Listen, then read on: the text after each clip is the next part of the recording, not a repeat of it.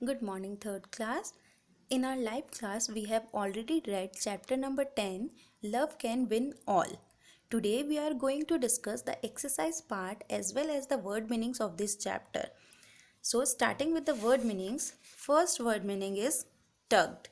Tugged means झटके से खींच लेना. ठीक है. अगर आप लोगों को ये चैप्टर ध्यान है तो इस चैप्टर में हमने एक काऊ से रिलेटेड पढ़ा था कि एक काऊ थी जिसको मिल्कमैन ने हिट कर दिया था यानी मारा था, जिसके कारण काऊ वहाँ से हिलने को तैयार नहीं थी और बहुत सारे लोग एक एक करके आते जा रहे थे और वो अपने अपने आइडियाज़ अप्लाई करते जा रहे थे, पर वो काऊ वहाँ से नहीं हिल रही थी. एट लास्ट वहाँ पर एक छोटा सा बॉय आया और उसने काऊ को ग्रास खिलाया और काऊ ने ग्रास खाकर और वो वहाँ से हिल गई थी. ये this was all about our chapter. तो इसमें हमने पढ़ा था एक वर्ड जो था टग्ड. जो भी आ रहा था वो काऊ को टक कर रहा था, यानी कि उसको बांध के उसको झटके से खींचने की कोशिश कर रहा था ताकि काऊ वहाँ से चली जाए. तो टग्ड मीन्स झटके से खींच लेना.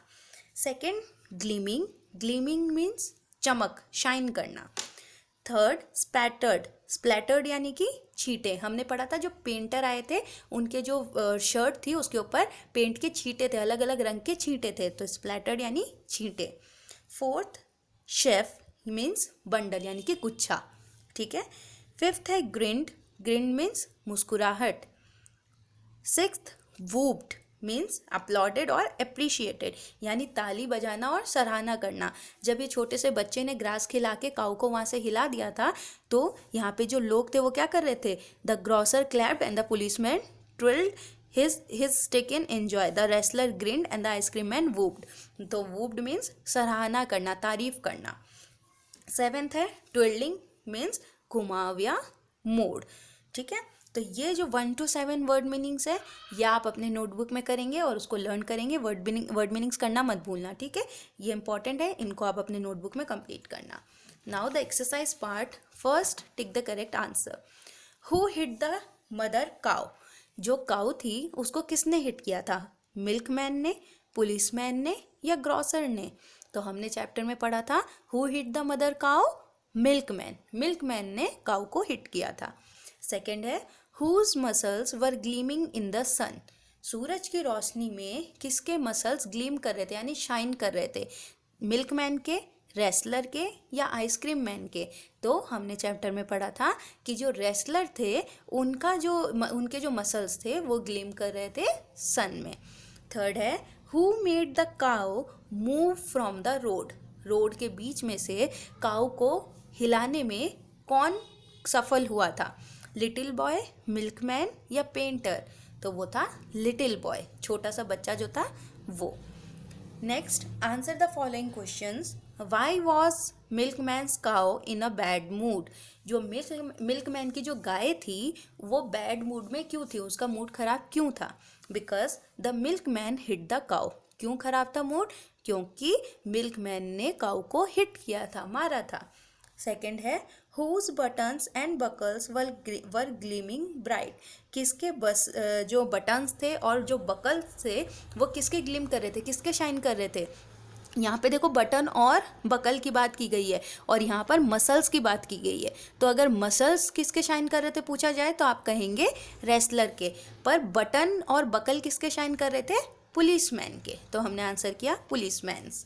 थर्ड है how is milk helpful to children. Milk बच्चों के लिए कैसे हेल्पफुल है? तो हमने आंसर किया it makes the children strong. Milk से बच्चे क्या होते हैं? स्ट्रॉन्ग होते हैं.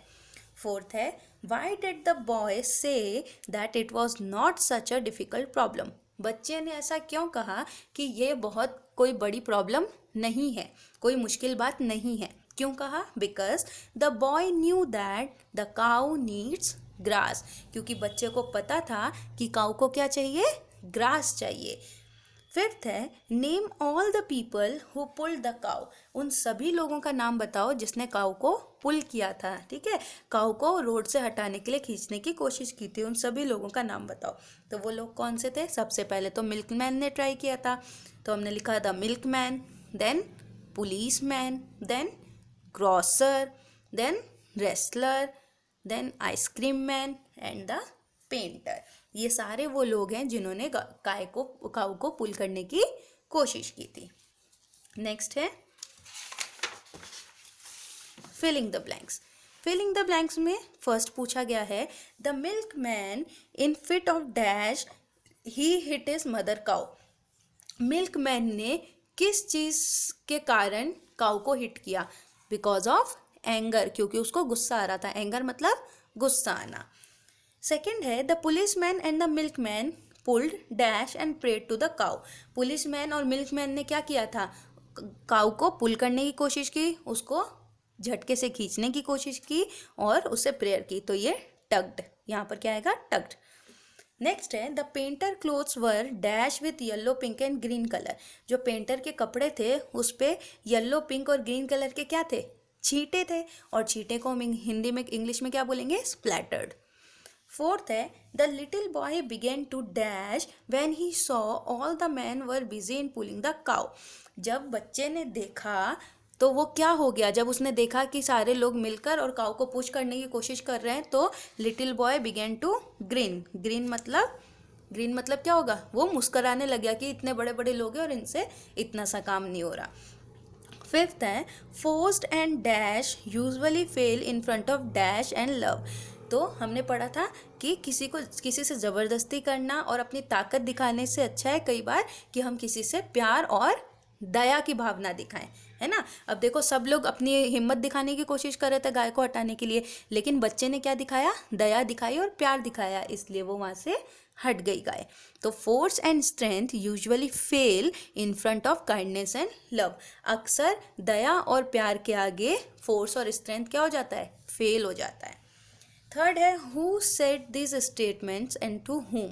ये बातें किसने किससे कही? फर्स्ट है mother cow please get up, the children are waiting for their milk to help them grow strong.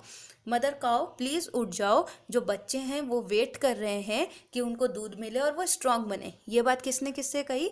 The milk man said to the cow. Milk man ने किससे कहा? काउ से कहा था। थर्ड है I have the strength of 10 horses so this could be fun. मेरे पास 10 घोड़ों की शक्ति है तो ये करने में मज़ा आएगा। ये किसने किससे कहा था? Wrestler said to everyone. Wrestler ने ये बात सबको कही थी। थर्ड है वाइट और grey does not look good. White और ग्रे अच्छे नहीं लगते। ये बात किसने कहा था? Painter said to cow. Painter ने ये बात किसको कही थी? काउ को कही थी। तो with this our chapter is completed. Do word meanings in your notebook and do the exercise part in your notebook and try to learn it. तो फिर मिलेंगे हम लोग अपने नेक्स्ट क्लास में। Till then bye, take care.